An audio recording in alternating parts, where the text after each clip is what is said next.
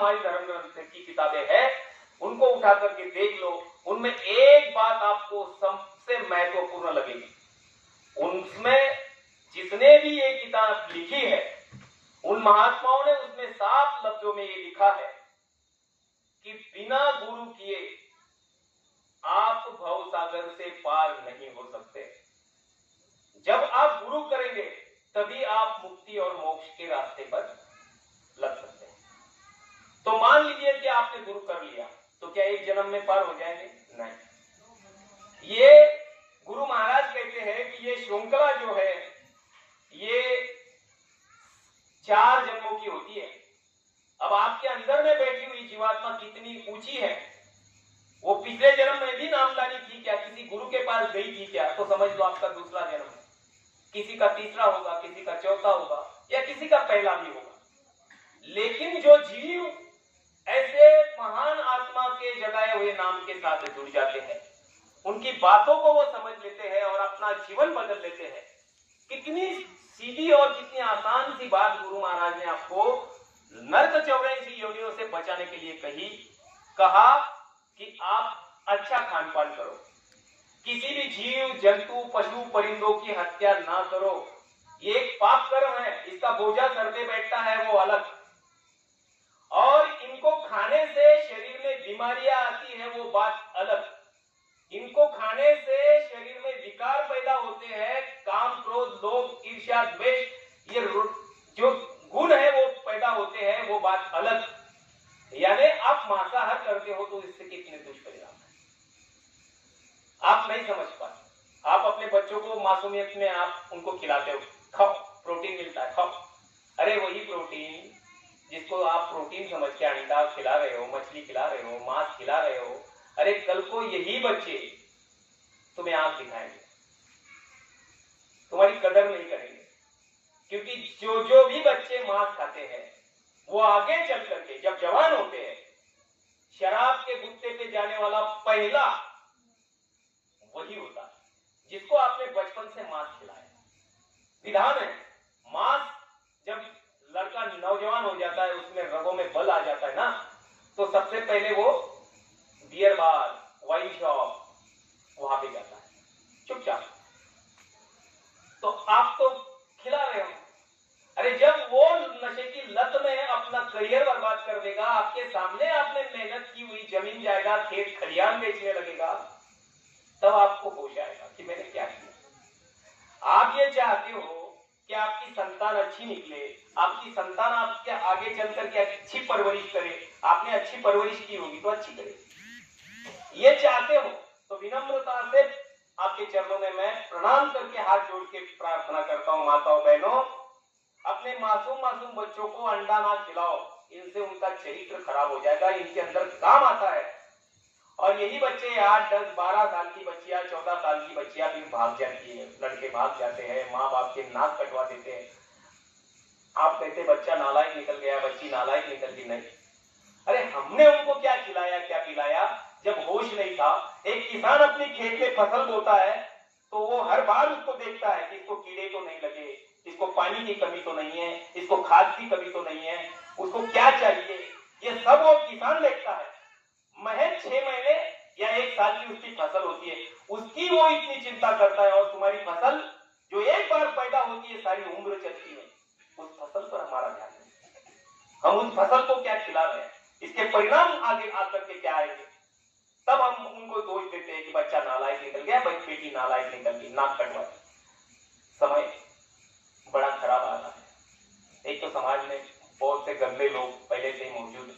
आप ये चाहते हो कि आपका नाम रोशन हो, एक आपका बेटा बेटी आपके बुढ़ापे तक संस्कारक्षम बने, तो आप इन चीजों से आज ही बाबा जी के चरणों में अर्पण कर दो।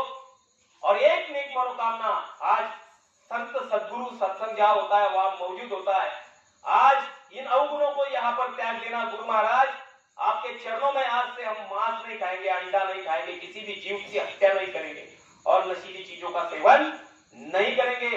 इन 2 अवगुणों को आप त्याग देना इस महापुरुष के चरणों में, और एक नेक मनोकामना मांग लेना। अगर ये मनोकामना आपकी पूरी नहीं हुई तो फिर आप इन बाबा जी को बाबा जी मत कहना। जय गुरुदेव। शंका न करके होवे, शुरुआत शंका से हुई तो आप कहेंगे कि फिर ये जय गुरुदेव क्या है? तो गुरु महाराजों ने साफ लफ्जों में समझाया है कि विष्णु भगवान के सहस्रों नाम है, धर्म ग्रंथों में देख लो। विष्णु भगवान के अनंतों नाम है, धर्म ग्रंथों में देख लो। उन्हीं में से एक है जय गुरुदेव नाम।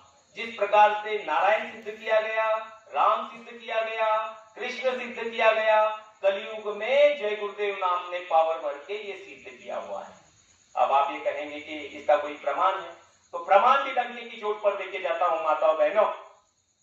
जब भी आप पे भारी से भारी मुसीबत पड़े, कोई सहारा नजर आता हो आपको, तो आप जिनसे सहारा मांग सकती हो, रिश्तेदारों से, शेठ साहूकारों से, नगर शेठों से, गांव के मुखिया से, जिनसे भी सहारा मांग सकती हो मांग लो।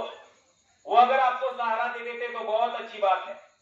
कहीं नहीं मिलता तो जिन देवी देवताओं को दिन रात पूज रहे हो, उन देवी देवताओं से प्रार्थना करो और उनसे मदद मांगो। वो आपको मदद कर देते हैं तो ठीक, कहीं से मदद ना मिले मायूस मत होना। ये बाबा जय गुरुदेव का बंदा डंके की चोट पे ऐलान करके इस पोखरी गांव में कह के जा रहा है, भारी से भारी मुसीबत पड़े उस समय 10 बार अपनी आंखों को मूंद लेना और 10 बार उस मालिक को जय गुरुदेव नाम से पुकारना, कहना गुरु महाराज हमारी इस समस्या में हमें मदद कर दो। अगर मदद नहीं मिली तो इन बाबा जी को आप बाबा जी मत कहना। जय गुरुदेव। ये हवा में फेंकी हुई बात नहीं है, आज कह के जाऊंगा, हमेशा इस गांव में आना है। इसका प्रमाण आप अनुभव कर लेना। बस अब आप ये कहेंगे कि जिन देवी देवताओं की पूजा अर्चना कर रहे हो, तो क्या मैं देवी देवताओं के खिलाफ हूं? नहीं।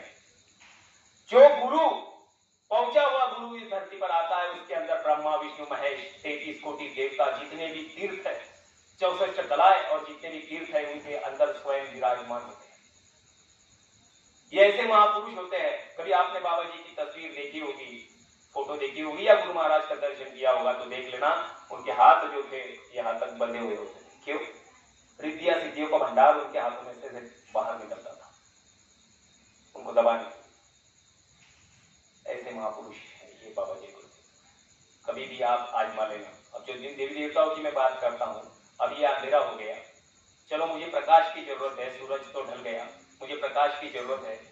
अब मैं या तो मोमबत्ती लगा लूंगा प्रकाश करने के लिए, ये मेरे पास मोमबत्ती है तो, या दिया लगा लूंगा, या लालटेन कंदील जिसे कहते हैं वो लगा दूंगा, या लाइट है मेरे पास तो मैं लाइट लगा दूंगा। उससे ज्यादा प्रकाश की मुझे जरूरत है, मैं हैलोजन लगा दूंगा। प्रकाश मुझे हर जगह से मिल रहा है, कहीं से कम, कहीं से कम, कहीं से कम। लेकिन अगर सूरज निकल जाए तो मुझे किसी भी साधन की जरूरत नहीं, क्योंकि सूरज निकल गया। तो अरबों सूरज, चांद, सितारे, शशि, भानु और तारे ऐसे महापुरुष में जब विराजमान होते हैं, सभी देवी देवता तीर्थ जब इनके चरणों में मौजूद होते हैं, तो फिर अलग अलग जगह भटकने की जरूरत है। माताओं बहनों, विनम्र प्रार्थना है, अपने बच्चों के, अपने परिवार के सुख के लिए आज से ही आप ये खान पान छोड़ दो। कहा गया है कि मनुष्य का तन का भरोसा नहीं।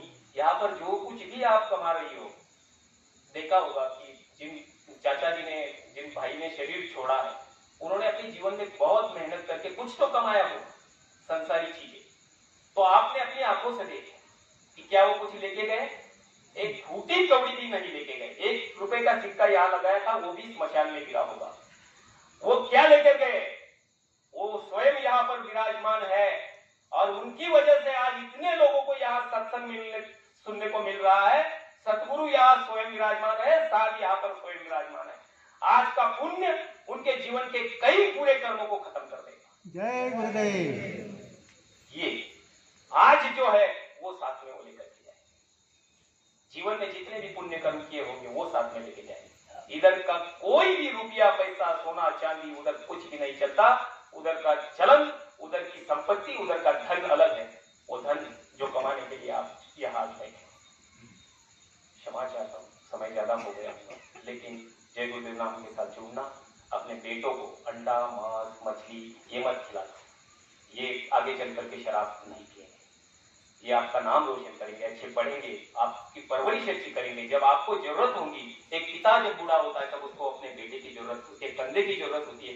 तब अगर बेटा आपका आपको आग दिखाए, बाप मरने से पहले मर जाता है। चाहते हो कि अपना परिवार अच्छा हो, अपना समाज अच्छा हो, अपना गांव अच्छा हो, तो हमसे शुरुआत करें, फिर बगल वाला करेगा, फिर उसके बगल वाला करेगा। माताओं बहनों, आप में वो शक्ति है। आपने अगर ठान लिया, हर बहन अगर ठान लेती है कि मैं कम से कम 5 बहनों को शाकाहारी करूंगी और बाबा जय गुरुदेव के आदेश पे चलाऊंगी, तो 1 महीने के अंदर महाराष्ट्र चलने में वक्त नहीं लगेगा। इतनी ताकत आपके अंदर है, इतनी शक्ति आपके अंदर है। आपके विषय पर अन्ना जी आपको बताएंगे कि आपके अंदर कितनी शक्तियां विराजमान है। वो बाबा जी ने कह के रखा है। चुप भूल की मैं क्षमा चाहता हूँ सबको, बड़े प्रेम के साथ। जय